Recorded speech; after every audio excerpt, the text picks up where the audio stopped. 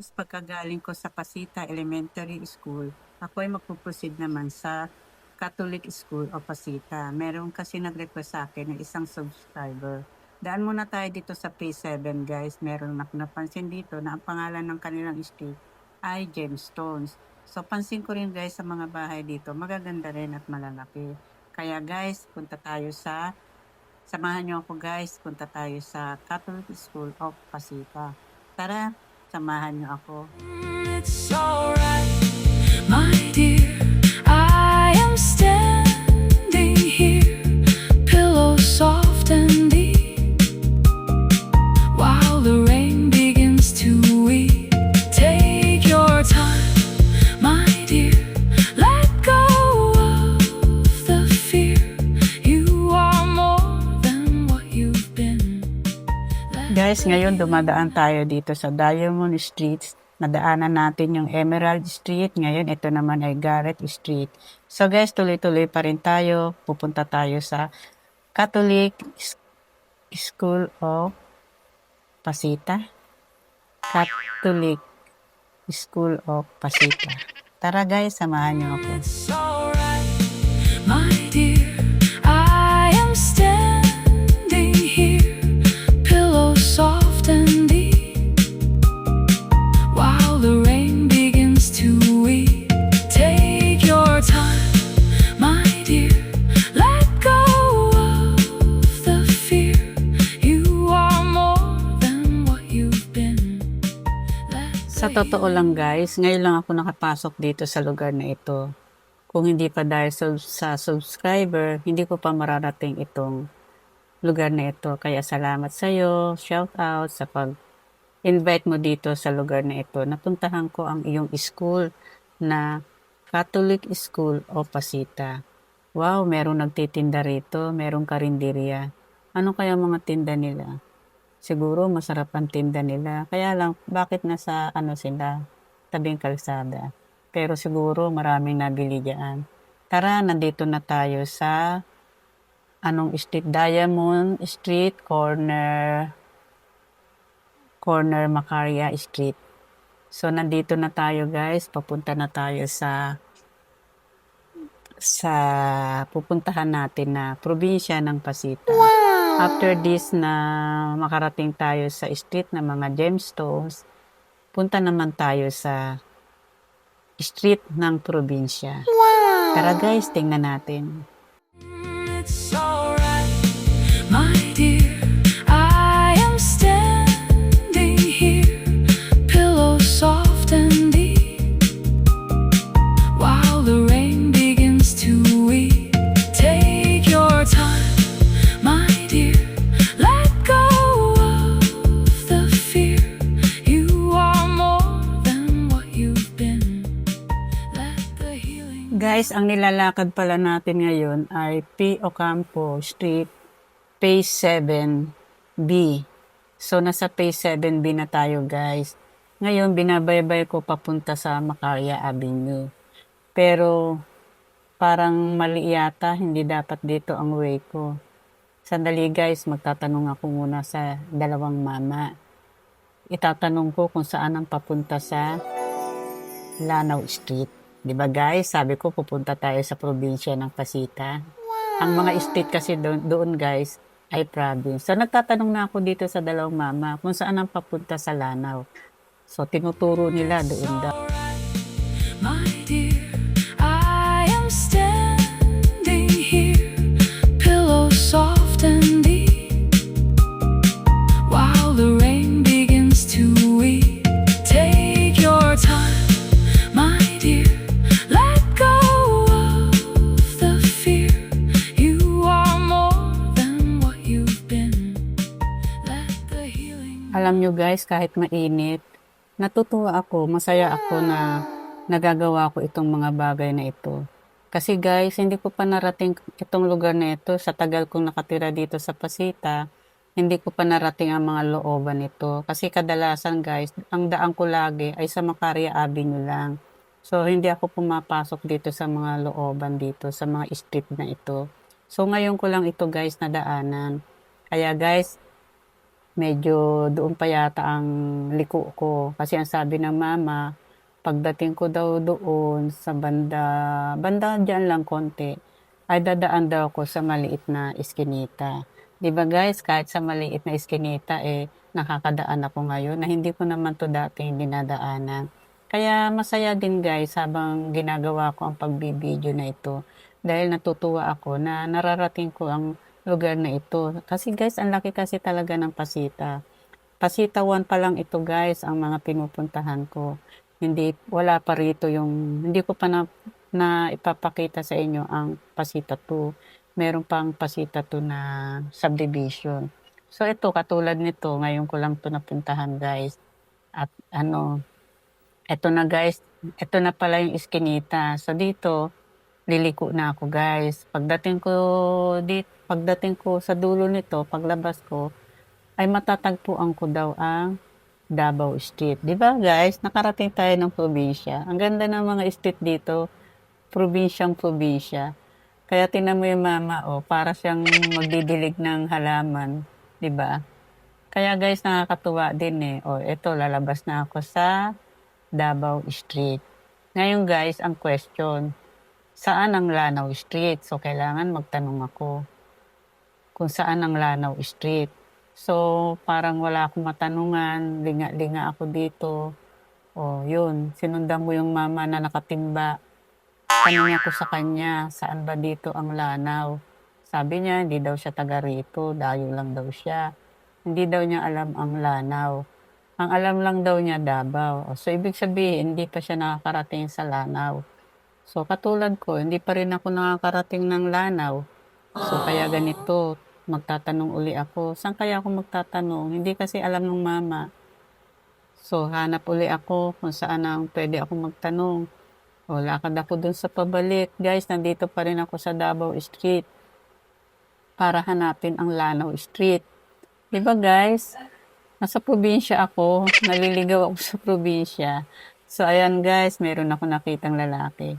Tanong ako sa kanya kung saan ba ang Lanao Street. Siguro alam niya. Mukhang taga rito naman siya. Teka guys lalapitan ko siya. Tatanungin ko kung saan ba ang Lanao Street. 'Di ba? Patayo-tayo siya. Alam niyang papalapit na ako, magtatanong ako sa kanya. Nag-iisip tuloy siya kung ano isasagot niya. So ito na guys, magtatanong na ako sa kanya. So tinatanong ko na siya kung saan ba ang Lanao Street. Sabi niya, hindi rin daw niya alam. Hindi niya daw alam ang Lanao Street. Ang alam lang daw niya, itong Davao Street. So, magtanong na lang daw ako sa iba. Sige, nagpasalamat naman ako sa kanya dahil nagtanong ako sa kanya. Sumagot naman siya. So, hanap uli ako saan ba ako magtatanong. Wala akong makitang tindahan. Kasi alam niya naman, pag tindahan, maraming alam yan. Pagka may tindahan. Wala naman akong makitang tindahan, guys. So, ito na ang problema. Ang init-init. Saan ba ako magtatanong? So, lakad uli ako. Meron ako napansin na doon banda, parang merong bukas na pinto. So, nag-iisip ako, wala naman ako makita mga tricycle. Ang tahimik pala sa lugar na ito. Wala kang matatanungan na tao kung ano ba. Guys, ayan nga, nakapayong ako, nakatigil ako dito. Kasi naghihintay ako na merong taong lalabas.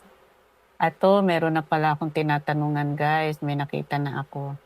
Tinatanong ko sa kanya kung saan ba ang Lanao Street. So yun, tinuturo niya doon daw. Punta daw ako doon sa dulo. Pagdating daw doon sa dulo, kanan daw ako. Basta lakad lang daw ako hanggang dulo. So sinunod ko naman siya. So ito na guys, naglalakad na ako. Nandito ako sa Davao Street. Lalakarin ko hanggang sa dulo. Kapagdating ko daw sa dulo, doon naman daw ako kakanan para makarating ako sa Lanao Street. Ang ganda ng lugar na ito, guys, no? Parang peaceful talaga kasi para kang talaga nasa probinsya. Wala kang masyadong makitang tao na nasa labas, kahit tindahan, wala akong makita. Uhaw na nga ako. Gusto ko nang uminom ng soft drinks, kaya lang walang tindahan. Sige guys, lalakad pa rin ako. Samahan niyo ako ha. It's alright, my dear. I am standing here,